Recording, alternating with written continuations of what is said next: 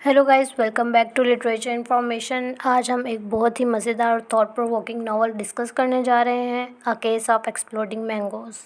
ये सिर्फ एक नावल नहीं बल्कि पाकिस्तान की हिस्ट्री, मिलिट्री डिक्टेटरशिप और पॉलिटिकल कंस्पायरेसी का एक एनालिसिस है। अगर हम पॉलिटिक्स और पावर को एक कहानी की तरह देखें तो अक्सर हमें सिर्फ वो दिखाया जाता है जो लोग दिखाना चाहते हैं, लेकिन असल कहानी हमेशा उसके पीछे छुपी होती है।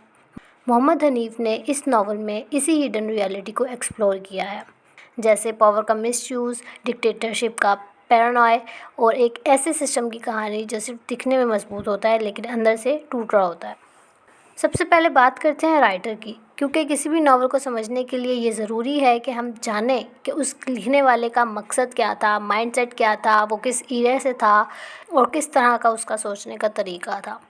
मोहम्मद हनीफ़ एक पाकिस्तानी जर्नलिस्ट थे, नॉवलिस्ट थे। उनका बैकग्राउंड पाकिस्तान एयरफोर्स से है, जहां उन्होंने ट्रेनिंग भी की थी। बाद में उन्होंने जर्नलिज़्म ज्वाइन किया और बीबीसी उर्दू के लिए काम करने लगे। उनका राइटिंग स्टाइल यूनिक है क्योंकि वो सीरियस पॉलिटिकल टॉपिक्स को ह्यूमर और स्टाइल के ज़रिए प्रेजेंट करते थे। A case of exploding mangoes 2008 में पब्लिश हुआ। उनका पहला नावल था जो इंटरनेशनल लेवल पर बहुत फेमस हुआ। ये नावल जनरल ज़ियाउल हक़ के मिस्टीरियस प्लेन क्रैश को एक फ़िक्शन के ज़रिए एक्सप्लोर करता है।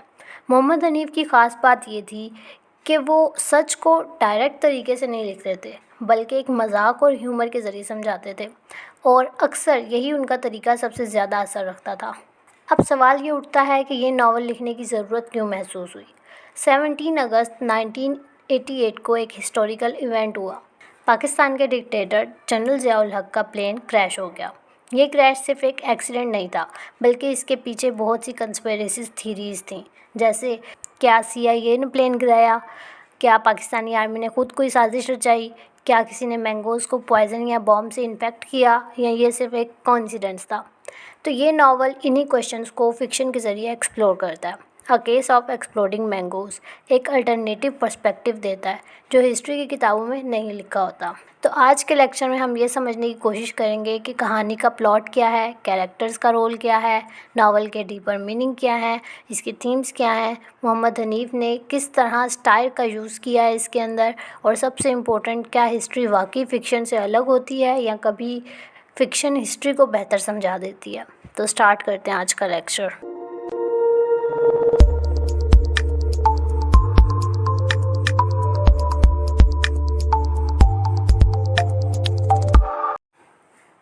अब हम मूव करते हैं हिस्टोरिकल बैकग्राउंड की तरफ, जो इस नावल की बेस है, यानी वो असल इवेंट्स जिनसे इंस्पायर होकर मोहम्मद हनीफ़ ने ये कहानी लिखी। अगर हम इस नावल को एक हिस्टोरिकल मिरर समझें तो ये पाकिस्तान के एक बहुत अहम और कंट्रोवर्शियल एरा को रिफ्लेक्ट करता है। कौन सा? जनरल ज़ियाउल हक़ के रूल का और उनकी मिस्टीरियस मौत। इस सेक्शन में हम उन्हीं हिस्टोरिकल इवेंट्स को समझने की कोशिश करेंगे। सबसे पहले हम जनरल ज़ियाउल हक़ के बारे में बात करते हैं, क्योंकि इस नावल की कहानी उनकी पॉलिटिक्स और उनके डेथ मिस्ट्री के गिर्द ही घूमती है। जनरल मोहम्मद ज़ियाउल हक़ पाकिस्तान के छठे डिक्टेटर थे। 1977 में उन्होंने पाकिस्तान के प्राइम मिनिस्टर जुल्फ़िकार अली भुट्टो का तख्ता उलट दिया।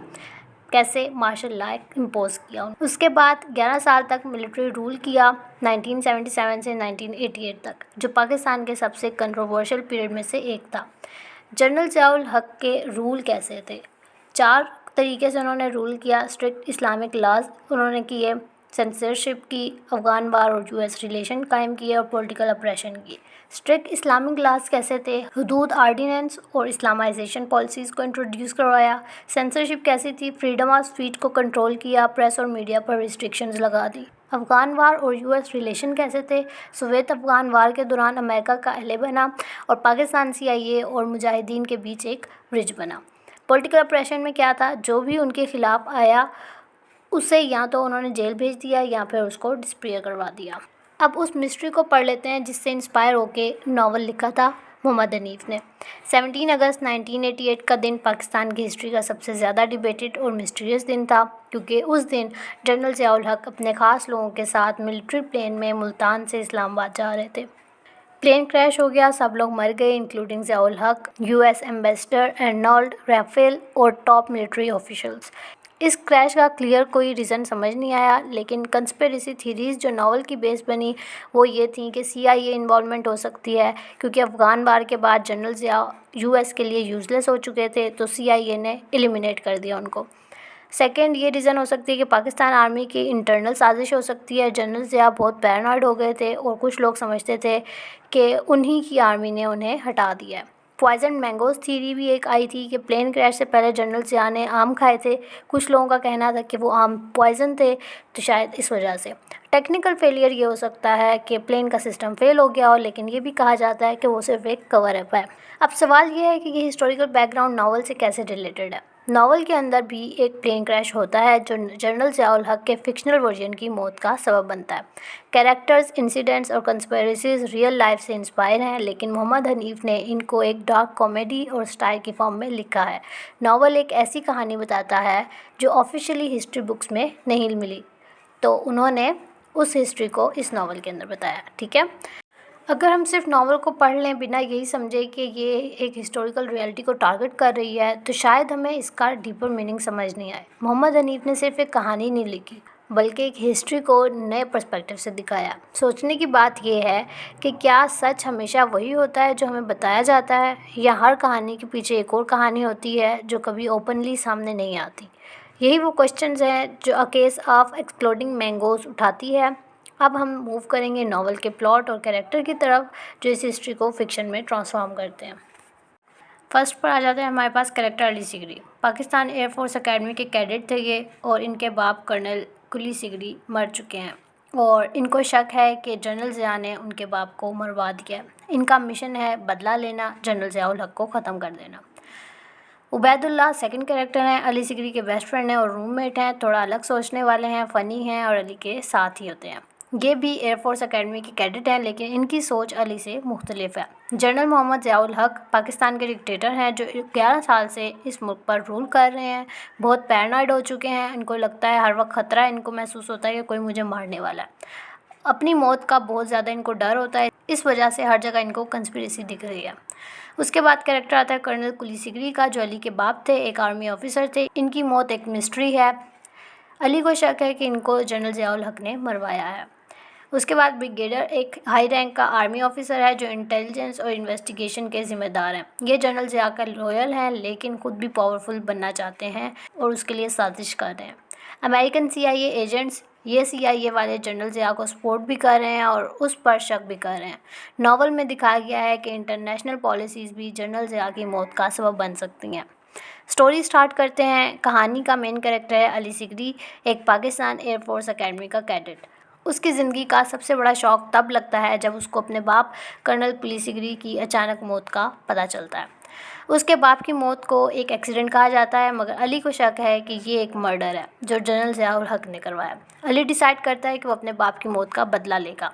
इस वक्त पाकिस्तान बहुत डेंजरस पॉलिटिकल हालात से गुजर रहा था। जनरल ज़िया हर वक्त अपनी मौत के डर महसूस कर रहे थे। उसको हर जगह साजिश दिख रही थी, कभी अपनी आर्मी में, कभी CIA एजेंट्स में और कभी आम के दस्तों में। अली सिगरी अपने दोस्त बेबी ओ, जिनका मैंने भी जिक्र किया था पीछे, उबैदुल्ला, इनका सेकंड नाम है बेबी ओ, इनके साथ मिलकर एक सीक्रेट रिवेंज प्लान करते हैं। उसका टारगेट जनरल ज़िया का पर्सनल प्लेन था, लेकिन ये मिशन बहुत डेंजरस है क्योंकि जनरल ज़िया बहुत कॉशियस है। इस बीच नावल के अंदर मज़ीद कैरेक्टर और सिचुएशंस इंट्रोड्यूस होती हैं। CIA एजेंट्स जो जनरल ज़िया की एक्टिविटीज़ मॉनिटर कर रही हैं, पाकिस्तानी आर्मी ऑफिसर जो खुद भी ज़िया से तंग आ चुके हैं, और जनरल ज़िया के खुद के दोस्तों की साजिशें। एक इम्पोर्टेंट सीन ये है कि जनरल ज़िया आम खाता है जो उसके लिए जहर बन सकता है, लेकिन क्या आम पॉइजन है या नहीं है, या जनरल ज़िया की मौत किसी और वजह से हुई है, ये नहीं पता। इस वक्त अली सिगरी जेल में होता है क्योंकि उस पर जनरल ज़िया के ख़िलाफ़ साजिश का इल्ज़ाम लग चुका होता है। उसको टॉर्चर किया जाता है, उससे सवालात पूछे जाते हैं, लेकिन उसको यकीन है कि जनरल ज़िया की मौत ज़रूर होगी। एंडिंग पर क्या होता है, एक दिन जनरल ज़िया एक मिलिट्री मिशन के लिए अपने C-130 पर जा रहा होता है। प्लेन के ऊपर उनका सफ़र शुरू होता है, प्लेन उड़ता है और फिर एक ज़ोर का एक्सप्लोजन होता है। पूरा प्लेन हवा में फट जाता है। जनरल ज़िया और उसके साथ सारे लोग मर जाते हैं। मगर सवाल ये है कि क्या अली सिगरी ने अपने रिवेंज ले लिया? क्या आम पॉइजन थे, या किसी और ने ज़िया को मारने का प्लान बनाया था, या CIA की साजिश थी? या जनरल ज़िया अपनी फ़ौज के लोगों के शिकार बने, ये सब एक मिस्ट्री है। ये नावल हमें सस्पेंस में छोड़ देती है और हमें सोचने पर मजबूर करती है कि पावरफुल लोग कभी भी अपने दुश्मनों के हाथों मर सकते हैं।